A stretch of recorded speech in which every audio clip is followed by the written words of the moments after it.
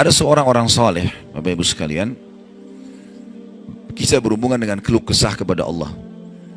Orang miskin, anaknya 4-5 orang, susah hidupnya. Kisah dulu, kisah klasik.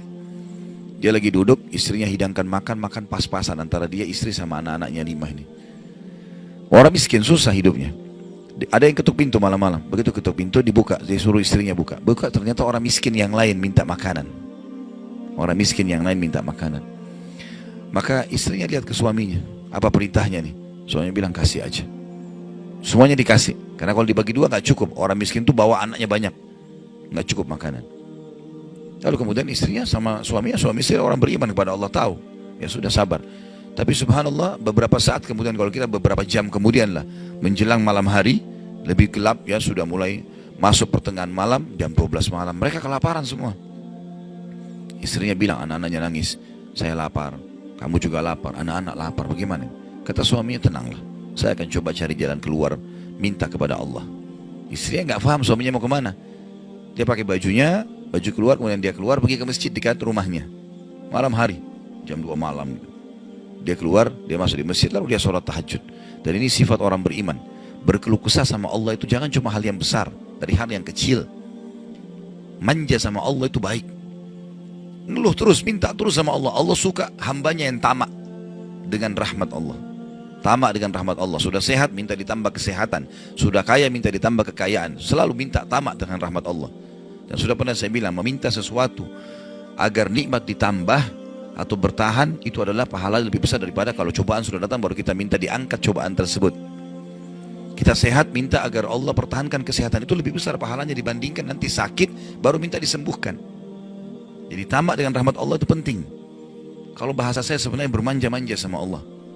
Selalu ya Allah bantu, ya Allah tolong, ya Allah mudahkan, ya Allah terus hidupnya. Kalimatnya selalu begitu.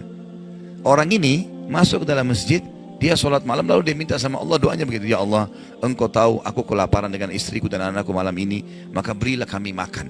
Minta makan sama Allah ya.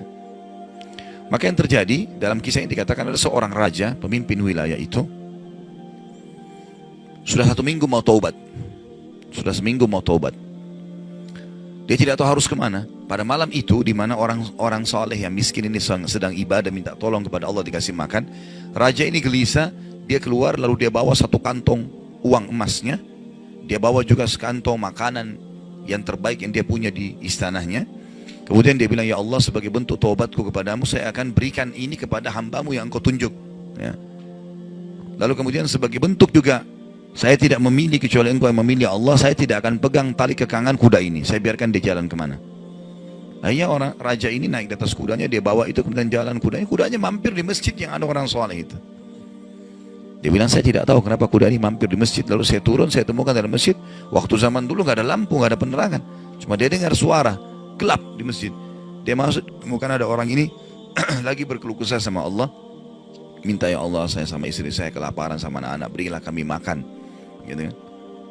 Maka dia bilang, raja ini pun setelah orang itu berdoa sholat lalu dipanggil, dia bilang, saya seorang raja di sini, saya raja di sini, saya sadar bertobat kepada Allah dan saya dengar doamu tadi kau minta makanan, maka ini saya kasih, ini harta saya yang saya niat sedekahkan dengan makanan, ambillah. Dan kalau kau punya masalah lagi, datang ke istana saya kapan saja. Kira-kira saya mau tanya Bapak Ibu sekalian, kita jujur menjawab, kalau seandainya kita di posisi orang ini, kita sudah dapat solusi. Kalau kita sekarang mungkin ada orang kasih kartu nama, nih ya, butuh apa saja telepon saya. Misal presiden, tidak usah presiden, terlalu tinggi lah. Misal seseorang kita temui orang kaya, ada masalah apa saya telepon ke saya akan bantu. Saya yakin umumnya orang meninggalkan Allah pada saat itu. Sudah selesai, dia pikir orang ini sudah bantu, sudah selesai. Tiap hari telepon orang itu, telepon dikasih bantuan. Perhatikan orang soleh ini apa yang dia bilang. Waktu raja itu bilang, kalau ada keperluan apapun datang ke istana saya. Dia bilang, saya demi Allah tidak akan datang kepada anda kalau saya punya masalah. Tapi saya akan datang kepada Allah, Tuhan saya dan Tuhan anda yang telah mengutus anda datang kepada saya malam ini membawa makanan. Justru kalau ada sudah solusi dari Allah, makin dekat sama Allah. Jangan sudah dikasih lupa ini. Ini poin penting bagaimana kita jaga berkeluh kesah kepada Allah. Jadi jangan berpikir Bapak Ibu sekalian, masa sih saya bisa sembuh hanya karena saya sujud? Masa sih saya bisa mendapatkan keturunan hanya karena saya sujud? Ini kesalahan ini. Justru harus kita fahami kalau itu bisa. Dan Allah punya cara. Setiap jawaban Allah kalau datang itu sesuai dengan sistem atau sunnatullah yang telah Allah ciptakan di alam kita ini. Misal saya berkeluh kesah, ya Allah sendal saya putus, gantikanlah.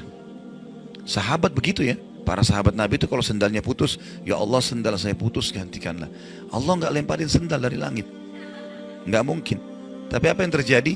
Allah gerakkan sesuai dengan sistem yang ada. Allah buat ada orang lain melihat kita kesian dikasih sendal, atau dia dapat duit dia bisa beli sendal. Jawabannya Allah begitu. Dalam bentuk sinyal datangnya. Jadi harus peka menangkap itu. Kemudian selanjutnya, tentu juga yang ini tadi contoh kisah orang yang berkeluh kesah kalau berhubungan dengan cobaan dari Allah ya. Dia tidak keluh kesah kecuali kepada Allah. Sekarang kita masuk ke contoh kalau cobaan dari manusia. Tadi saya bilang orang digunjing, orang dihina, orang difitnah segala macam. Dia tidak balas kebodohan dengan kebodohan. Jangan pelanggaran dengan pelanggaran. Pasangannya selingkuh, dia juga selingkuh. Dua-dua dosa.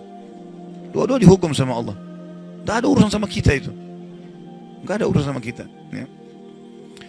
Maka kisahnya seperti misalnya Abdullah bin Abbas radhiyallahu anhu pernah lagi jalan, dicaci maki oleh seseorang tanpa sebab ini. Datang tiba-tiba caci maki dia. Ibnu Abbas dengarin saja apa yang disampaikan orang itu. Sudah selesai kata Ibnu Abbas, sudah selesai. Dia bilang iya, orang ini kebetulan lihat Ibnu Abbas pakai jubah baru. Ini kamu itu mentang-mentang sahabat Nabi, kamu itu pakai jubah mahal-mahal segala macam. Hasud, orang hasud gitu. Tiba-tiba bayangin kalau kita lagi naik di mobil, orang ketuk kaca. Kamu kenapa pakai mobil baru? Kamu kenapa? Apa urusannya sama orang ini gitu? Mungkin kita marah-marah sama orang ini. Ibnu Abbas diam, didengarin semua, sudah selesai. Karena tidak mungkin tergerak orang ini mengucapkan sesuatu kecuali memang ada sebabnya. Ya biarin, sudah selesai kamu sudah. Baik, dibuka jubahnya, ini ambil hadiah buat kamu. Sampai orang itu malu. Sudah caci maki dikasih hadiah lagi. Dan yang dia sorotin ini adalah jubahnya Ibnu Abbas. Sampai hadiah menjadi muridnya Ibnu Abbas. Nah, bisa nggak kira-kira kalau orang ketuk kaca mobil, kenapa pakai mobil baru? Ambil deh mobilnya.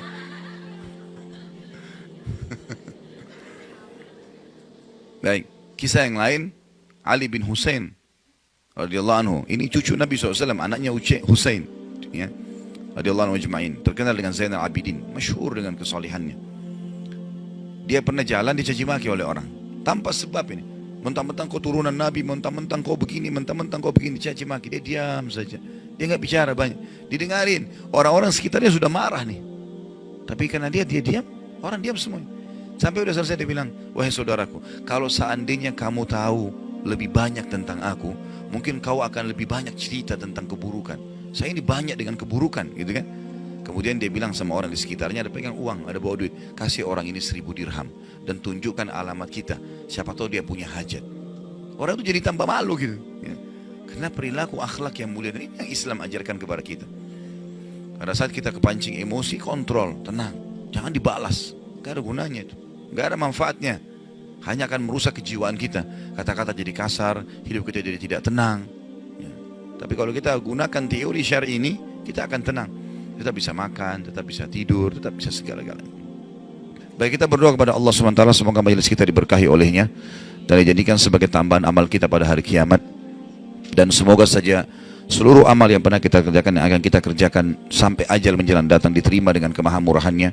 Dan semoga semua dosa yang pernah kita kerjakan sekecil sampai sebesar apapun diganti dengan kemahamurahan Sang Pencipta menjadi pahala.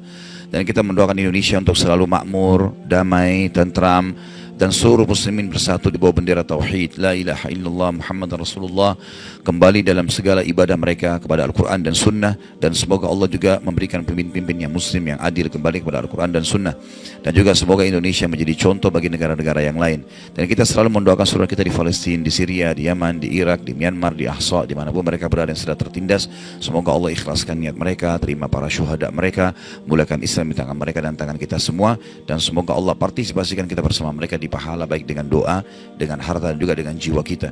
Dan semoga Allah dengan kemahamurahannya menyatukan kita semua di surga firdausnya tanpa hisab, sebagaimana yang kita di majelis ilmu yang mulia ini.